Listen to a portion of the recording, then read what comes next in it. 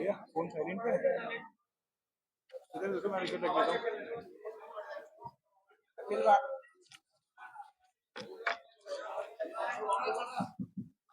अखिल भारतीय विद्यार्थी परिषद के देहरादून में आयोजित हो रहे 71वें राष्ट्रीय अधिवेशन की इस प्रेस वार्ता में आप सभी पत्रकार बंधुओं का हार्दिक स्वागत है।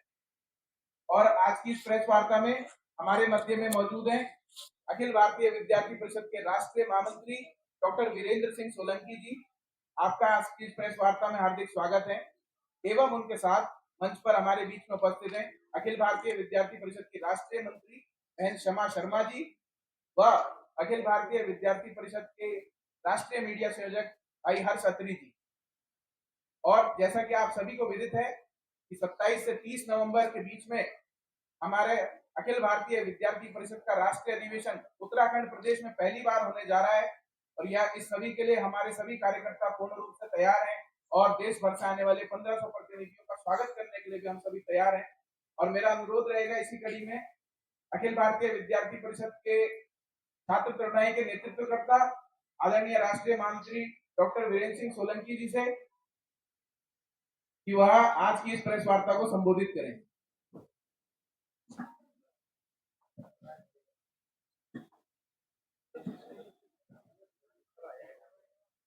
जी, आप सभी को नमस्ते।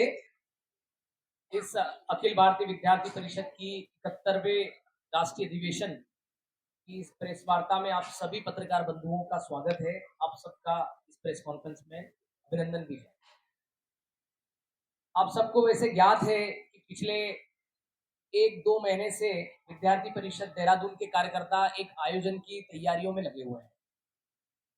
पिछले 5 दिनों से लगातार आप मीडिया बंधु भी संपर्क में हैं। आपको भी जानकारी है कि यह हमारा एबीवीपी का 71वां राष्ट्रीय अधिवेशन है, परंतु देहरादून और उत्तराखंड प्रांत में ये पहला राष्ट्रीय अधिवेशन। इतिहास जब से विद्यार्थी परिषद की स्थापना हुई तब से लेकर अभी तक उत्तराखंड में पहला राष्ट्रीय अधिवेशन ये होने जा रहा है। इसलिए हमारे कार्यकर्ता यहाँ बड़े उत्साहित हैं, पूरे शहर में वातावरण बनाने का प्रयास कर रहे हैं। अब अखिल भारतीय विद्यार्थी परिषद का जो 71वां राष्ट्रीय अधिवेशन है, इस अधिवेशन में कुछ स्पेशलिटी है इस बार। जैसे पूरे भारत से लगभग 1500 से ज्यादा कार्यकर्ता, देश के हर एक कोने से, हर एक जिले, हर एक इकाई से आने वाले कार्यकर्ता यहाँ सम्मिलित होने वाले हैं। एक तरीके से लघु भारत का दृश्य यहाँ इस अधिवेशन स्थल पे बनने वाला है। हमारे इस अधिवेशन में नॉर्थ ईस्ट के नागालैंड, मणिपुर, मिजोरम, अरुणाचल प्रदेश से लेकर केरला, कर्नाटका, तमिलनाडु, जम्मू कश्मीर, मध्य भारत, सेंट्रल भारत से हमारे पश्चिम क्षेत्र, महाराष्ट्र, गुजरात, सभी राज्यों से, बिहार, झारखंड, सभी राज्यों से, इवन पश्चिम बंगाल की दूर दराज की इकाई से भी हमारे कार्यकर्ता सम्मिलित होने वाले हैं। और 28, 29, 30 3 दिन हमारा राष्ट्रीय अधिवेशन यहाँ संपन्न होने वाला है। राष्ट्रीय अधिवेशन के अंदर हमारे जो इस बार मुख्य अतिथि रहने वाले हैं वो हमारे इसरो के जो पूर्व अध्यक्ष हैं डॉक्टर एस सोमनाथ जी, वो हमारे मुख्य अतिथि के तौर पर इस राष्ट्रीय अधिवेशन का उद्घाटन करेंगे। और इसके साथ ही विद्यार्थी परिषद का हर वर्ष एक युवा पुरस्कार हम एक ऐसे देश के अंदर ऐसे समाज सेवी को देते हैं जो युवा होता है और समाज में ट्रांसफॉर्मिंग और बड़े स्केल पर उन्होंने अच्छा कार्य किया। तो ऐसा यशवंतराव केलकर युवा पुरस्कार जो है इस वर्ष राष्ट्रीय अधिवेशन में 30 तारीख को हम देने वाले हैं, जो कि उत्तर प्रदेश के कृष्णा पांडे जी को देने वाले हैं। कृष्णा पांडे जी जिनका कार्य जो है वो रोटी बैंक के नाम से चलाते हैं और जो मेंटली रिटार्डेड पेशेंट्स हैं, ये साइकोलॉजिकल इफेक्टेड पेशेंट्स हैं, उनका ट्रीटमेंट भी उन्होंने जेल के अंदर जाकर भी किया है। और ऐसे कई उनके कार्य हैं, उनकी संस्था के कार्य हैं, इसलिए उनको यशवंतराव केलकर पुरस्कार हम देने जा रहे हैं। और साथ ही इस अधिवेशन के अंदर हमारे जो प्रदर्शनी है उस प्रदर्शनी का नाम रानी अबक्का जी के नाम पे रखा गया। रानी अबक्का जी जो 500 वर्ष पूर्व आज के दिन उनका जन्म दिवस रहा है। और रानी अबक्का जी ने जो इन्वेंटर्स थे, जो हमारे पोर्टुगीज लोग जो वहां आकर उन्होंने संघर्ष किया भारत के लोगों के साथ, रानी अबक्का जी ने उनसे संघर्ष करने का कार्य किया, इसलिए उनको हम 500वीं जन्म शताब्दी के निमित्त इस वर्ष मना रहे हैं। और उसी के निमित्त हमारी कर्नाटका से लेकर देहरादून तक हमारी एक यात्रा होकर आ रही है और रानी अबक्का जी के जन्म स्थान से मिट्टी और जल का कलश लेकर आ रहे हैं और जल का कलश पूरी यात्रा होकर यहाँ आ रही है और यहाँ प्रदर्शनी के अंदर वो रखी जाएगी।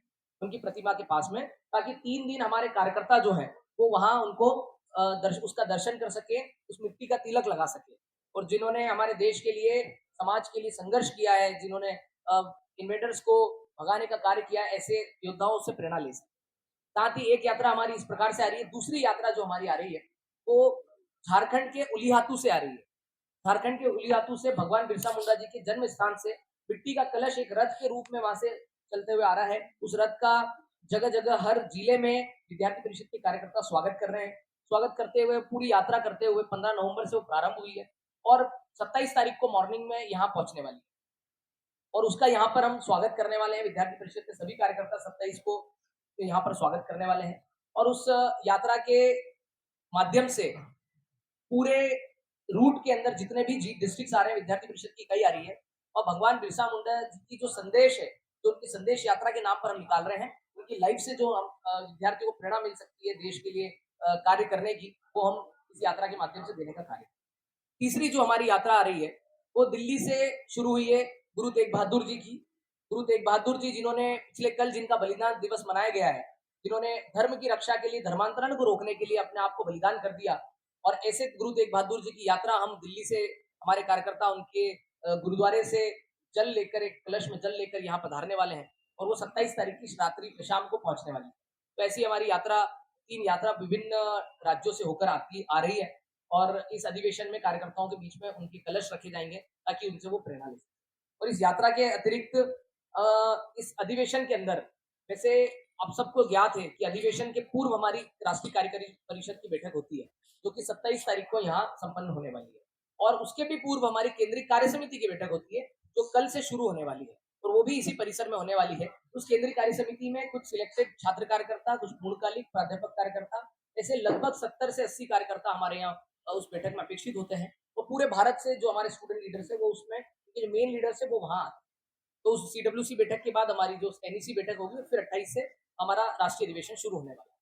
अब इस राष्ट्रीय अधिवेशन के अंदर हम कुछ विशेष प्रस्ताव भी पारित करने वाले हैं, जिसमें सामाजिक दृष्टिकोण से देखने के ऐसे विषय हैं जो आने वाले समय में देश को, युवाओं को दिशा दे पाए, ऐसे विषय हम इसमें लेने वाले हैं। शिक्षा क्षेत्र के इसमें विषय हमारे प्रस्ताव में आने वाले हैं। ये तय हुआ है अभी तक कि कुल 5 प्रस्ताव हम लाने वाले हैं। प्रस्तावों के विषयों पर हमारी प्रस्ताव समिति लगातार पिछले 2 दिन से कार्य कर रही है। जैसे पिछले 1 वर्ष पूर्व भी देहरादून में हमारी प्रस्ताव समिति की एक बैठक हो चुकी है, और उसके बाद ये अभी 23-24 को हमारी प्रस्ताव समिति की बैठक हुई है, और उसमें हमारे कार्यकर्ता विचार चिंतन कर रहे हैं कि ऐसा क्या विषय लेकर आए जो देश की लार्जर स्केल पर जो समस्याएं चल रही है शिक्षा क्षेत्र में, सामाजिक क्षेत्र में, उनको हम एड्रेस करते हुए समाज को भी दिशा दे पाए और सरकारों से भी उसमें मांग उठ पाए। तो ऐसे हमारे 5 प्रस्ताव इसमें आने वाले हैं। 5 प्रस्ताव के बारे में अभी चर्चा होगी, उनका ड्राफ्ट रेडी है, और हमारे राष्ट्रीय अधिवेशन में सभी कार्यकर्ताओं के समक्ष उसको रखा जाएगा। उनकी सर्वसहमति से उसमें जो बदलाव या कुछ पॉइंट्स लेने हैं, वो सारे आने के बाद उनकी सर्वसहमति से वो प्रस्ताव राष्ट्रीय अधिवेशन में पारित होने वाला है। तो ऐसे हमारे 5 प्रस्ताव भी पारित होने वाले हैं। और इस अधिवेशन के अंदर आपने देखा होगा कि जो पूरा हमारा निर्माण जो इस परेड ग्राउंड के अंदर चल रहा है, इसके अंदर आपने जो साइड बगल में ही जो हमारा सभागार है, इस सभागार का नाम हमने जनरल बिपिन रावत जी के नाम पे रखा हुआ है। ये पूरा जो नगर बनाया गया है, एक तरीके से टेम्पररी नगर बसाया गया है, इसको भगवान बिरसा मुंडा जी के नगर के नाम पे रखा है। भगवान बिरसा मुंडा नगर हमने इसको संबोधित किया है। और हमारी जो प्रदर्शनी है, जैसे मैंने बताया कि रानी अबक्का जी के नाम पर हमने प्रदर्शनी रखी। अब मैं आपको एक और विशेष बात बताना चाह रहा हूँ कि हमारी जो प्रदर्शनी का उद्घाटन है, उसमें हमारे मुख्य अतिथि जो रहने वाले हैं, वो आचार्य बालकृष्ण जी रहने वाले हैं। आचार्य बालकृष्ण जी इसमें मुख्य अतिथि के तौर पर प्रदर्शनी का उद्घाटन करेंगे। और हमारा जो राष्ट्रीय अधिवेशन है, उसमें एस सोमनाथ जी रहने वाले हैं। और युवा पुरस्कार के जो हमारे मुख्य अतिथि है, वो उत्तराखंड के प्रदेश के मुख्यमंत्री जो हैं, हमारे प्रदेश के जो मुख्यमंत्री वो रहने वाले हैं। और धामी जी इसमें उनके द्वारा हम कृष्णा पांडे जी को पुरस्कृत करने वाले हैं। तो ऐसे 3 दिन का हमारा राष्ट्रीय अधिवेशन होने वाला है। और इस राष्ट्रीय अधिवेशन के अंदर एक प्रकार से कुछ भाषण भी होंगे, कुछ समानांतर सत्र भी होंगे। 2 भाषण हमने विशेषता रखे हैं। एक भाषण हमारा शिक्षा क्षेत्र के स्थिति को लेकर होगा, और एक भाषण सत्र जो हमारा है, वो वर्तमान की जो परिदृश्य है भारत का, उस पर हमारा एक भाषण रहेगा, जिसमें विद्यार्थियों को संबोधित करने के हमारे अतिथि आएंगे। और इसी के साथ हमने विभिन्न विषय जो हैं, देश, समाज और शिक्षा से जुड़े हुए, युवाओं से जुड़े हुए, उन विषयों को हमने पैरेलल सेशंस के माध्यम से ग्रुप वाइज, जो गठशाह हम कहते हैं, उस गठशाह में हम विद्यार्थियों को उसमें चर्चा और डिस्कशन उसमें करने वाले हैं। तो ऐसा 3 दिन का हमारा ये अधिवेशन होगा। और दूसरे दिन इसमें एक मुख्यतः विषय यह है कि हमारी शोभा यात्रा निकलती है। शोभा यात्रा विद्यार्थी परिषद की एक लघु भारत दृश्य दर्शाती है, जिसमें विभिन्न कल्चर अलग अलग क्षेत्रों से आए हुए कार्यकर्ता अपनी निजी वेशभूषा में जो उनके कल्चर की है, जैसे महाराष्ट्र के अंदर से अभी मुझे पता चला है कि हमारे कार्यकर्ता माउली ड्रेस को पहनने के लिए विचार कर रहे हैं। नॉर्थ ईस्ट नागालैंड के जो है वो वहाँ के उस प्रकार का उनका जो कल्चर है, जो जैकेट्स है, जो उनका वेशभूषा है, कुल मिला के वो वेशभूषा में रहने वाले हैं। तो पूरे देश की जो संस्कृति है वो शोभा यात्रा में चलती हुई हमको दिखने वाली है, और उसके लिए हमारे शहर भी तैयार है, स्थान भी हमारा तय है, और शहर पूरा उसको स्वागत करने के लिए भी तैयार है। तो कुल मिला के ऐसा 3 दिन का हमारा अधिवेशन होने वाला है, और अंतिम दिन जब हमारा युवा पुरस्कार जब होगा और पुष्कर धामी जी उसको जब भेंट करेंगे, उसके पश्चात हमारी जो राष्ट्रीय कार्यकारिणी परिषद की जो घोषणाएं हैं और कुछ संगठन के निर्णय हैं वो भी उसमें अंतिम में समारोह के पहले घोषित होंगे। तो ऐसे हमारा 3 दिन का जो राष्ट्रीय अधिवेशन का परिदृश्य है, मैंने आपके सामने रखने का प्रयास किया है।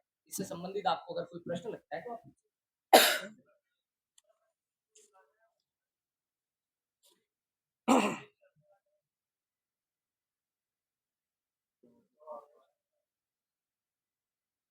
जी बिल्कुल, हमने प्रस्तावों के अंदर भी उत्तराखंड का हिमालय रीजन जो है, उस पे अभी विचार चल रहा है, क्योंकि जो अभी रिसेंटली देखने में आ रहा है कि लैंडस्लाइड्स की घटना है, क्लाउड बर्स्ट की घटना है, उत्तराखंड के अंदर, हिमाचल के अंदर हो रही है। तो जो हिमालयन रेंजेस है, वहाँ पर जो डेवलपमेंट हो रहा है, क्या डेवलपमेंट आवश्यकता भी है और डेवलपमेंट कर रहे हैं, तो उसको एक तरीके से किस प्रकार से किया जाए या किन चीज़ों का ध्यान रखा जाए ताकि इस प्रकार की घटनाएँ ना हो, वो उस पे विचार चिंतन चल रहा है, वो भी विषय हम प्रस्ताव में लेने वाले हैं। और प्रस्ताव में हमारे उत्तराखंड से संबंधित और भी ऐसे विषय आने वाले हैं। और जैसे कि आपने पूछा कि उत्तराखंड के कल्चर को लेकर हमने उत्तराखंड को क्यों क्यों चुना, इसका सबसे पहला रीजन तो ये है कि हमारे देश के अंदर विद्यार्थी परिषद के राष्ट्रीय अधिवेशन हमेशा विभिन्न जगहों पर होते हैं।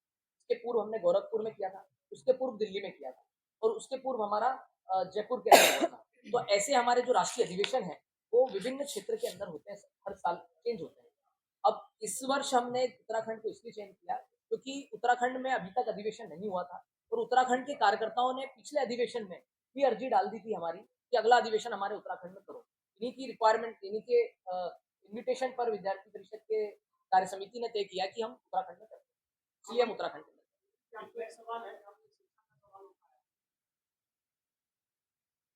देश में करीब 25-30 यूनिवर्सिटी द्वारा जो है वो फर्जी यूनिवर्सिटी के लिए हमसे क्या कर रहे हैं, फर्जी कुछ यूनिवर्सिटी ऐसे हैं जिसमें 5 सब्जेक्ट पढ़ाई का अनुमति है और वहाँ 10 सब्जेक्ट की पढ़ाई होती है, इसके लिए क्या कर रही है अभी? इसमें अगर आपने जनरल बात की है कि सभी यूनिवर्सिटी की दृष्टि से बात कर रहे हैं कि जो ऐसी यूनिवर्सिटी यूजीसी ने ब्लैकलिस्ट की है, तो हमारा तो स्पष्ट मत है कि जो ब्लैकलिस्टेड यूनिवर्सिटीज है उनको तत्काल प्रभाव से बंद करना चाहिए, और उनको बना चलाने से भी मतलब नहीं है, उन पर कार्रवाई करना चाहिए जो उसको चलाने का प्रयास करते हैं। तो दूसरा विषय की जो कोर्सेज की बात है, ये क्या है, एक पॉलिसी रिलेटेड इशू है, और ये रेगुलेशन ईयर टू ईयर बदलता है। तो अभी इसकी जो इंस्पेक्शन होगा, जब उस पर जाएगी जो रेगुलेटरी बॉडी उसके इंस्पेक्शन में, उस समय उसको अगर वहाँ कोर्स नहीं चल रहा है तो उसको बंद करने की मांग हम उठा रहे हैं। और मैं आपको एक बात इसमें बताना चाहता हूँ कि हमने जो यूनिवर्सिटी, अगर आप नाम बताएंगे तो मैं बता दूंगा कि हमारे कार्यकर्ताओं ने वहाँ क्या किया है, कैसे आंदोलन किया है और उसके लिए क्या मांग की है। तो बाराबंकी का तो है ही, मैं इसीलिए उनसे पूछ रहा हूँ कि अगर वो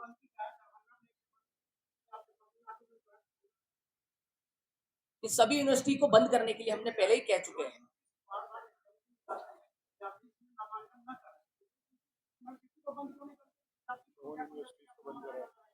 नहीं, यूनिवर्सिटी को बंद करने का, यूजीसी को बंद करना है, कॉल उनको लेना है, हम मांग करते हैं उनसे, और आप जो कह रहे हैं उसमें सही बात है। हम ऐसी यूनिवर्सिटीज पे कई बार यूजीसी को बोल चुके हैं, कई बार शिक्षा मंत्रालय को भी बोल चुके हैं, और स्टेट्स में भी बात कर चुके हैं। सिर्फ सेंट्रल यूनिवर्सिटीज नहीं, स्टेट यूनिवर्सिटीज में भी ऐसी है, तो वहां भी हमने बात की कि यूनिवर्सिटीज को बंद किया जाए।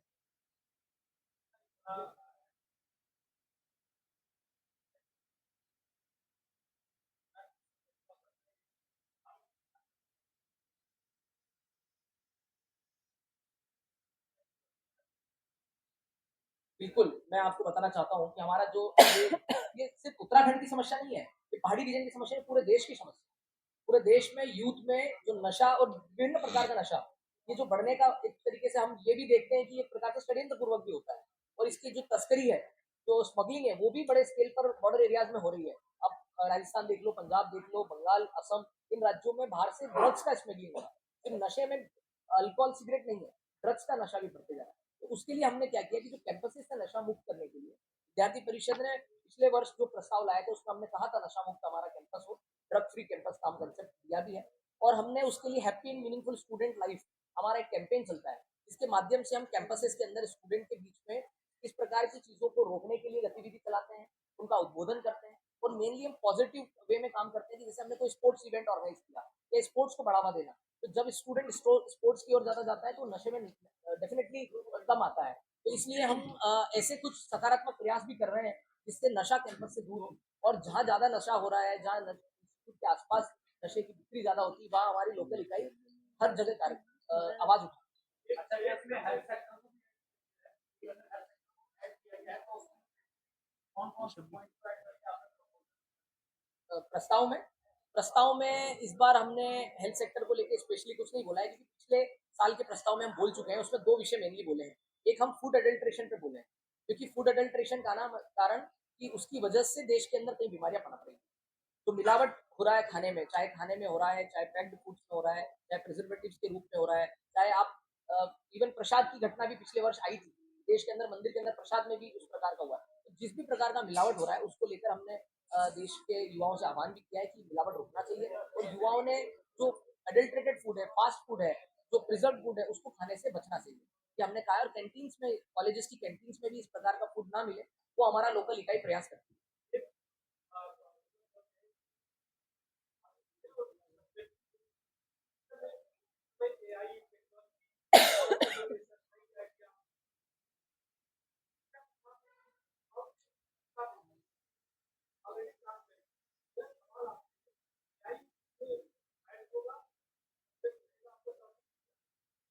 मैं आपको बताना चाहता हूँ कि ये एआई और स्टार्टअप्स और इनोवेशन का जो इशू है, ये इशू नहीं, ये जो विषय है, इस विषय पर प्रस्ताव में बोलने से देश के अंदर बदलाव आने की संभावना कम होती है, लेकिन हम पूर्व में प्रस्ताव में उसका उल्लेख कर चुके हैं। अभी विद्यार्थी परिषद इस विषय में सविष्कार नाम से फोरम चला रहे हैं हम। हमारा सविष्कार जो फोरम है वो स्टार्टअप्स इनोवेशन और इसी के लिए काम करता है। उसमें जो स्टूडेंट ऐसे इंटरेस्टेड है, जिनके अंदर कोई बिजनेस आइडिया है या कोई एंटरप्रेन्योरशिप में आगे बढ़ना चाहता है, तो सविष्कार से माध्यम से हम उसको आगे बढ़ाने का काम करते हैं, उसको गाइड करने का, उसके प्रोजेक्ट्स में मदद करते हैं। जो इंक्यूबेशन सेंटर से उनके साथ कनेक्ट करते हैं, जो उनको गाइड कर सकते हैं, ऐसे मेंटर्स के साथ कनेक्ट करने का काम सविष्कार फोरम से हो रहा है। और रही बात एआई की, तो एआई और टेक्नोलॉजी के विषय में जितने अपग्रेडेशन हो रहे हैं, उन सभी पे सविष्कार के माध्यम से हम राउंड टेबल कॉन्फ्रेंसेस पूरे भारत में कर रहे हैं। चाहे वो हेल्थ टेक की बात करें, चाहे एग्रीकल्चर टेक की बात करें, हर क्षेत्र में टेक्नोलॉजी और एआई का इंटरवेंशन हो रहा है। तो उस दृष्टिकोण से युवाओं ने कैसे तैयार होना है, उसमें फ्यूचर स्कोप क्या है, उन सभी विषयों पर हमारा कार्य सविष्कार करके एक हमारा आयाम है, उसके माध्यम से चल रहा है। मैं आपको एक और बात बताना चाहूंगा कि विद्यार्थी परिषद के ऐसे हमारे 13 से ज्यादा आयाम हैं, जो विभिन्न क्षेत्र में काम कर रहे हैं। जैसे इन्होंने पर्टिकुलर एक क्षेत्र पर पॉइंट किया कि एआई और स्टार्टअप इनोवेशन में हमारा क्या कार्य है, तो वो सविष्कार फोरम के माध्यम से हम कर रहे हैं। वैसे ही हम अगर पर्यावरण कंजर्वेशन से रिलेटेड बात करें, तो स्टूडेंट फॉर डेवलपमेंट एसएफडी के माध्यम से हमारा फोरम काम कर रहा है, और सेवा के क्षेत्र में एसएफएस, और ऐसे हमारे 13 से ज्यादा फोरम्स हैं जो विभिन्न फ्रेटर्निटीज के बीच में काम कर रहे हैं। ओवरऑल एक बाइक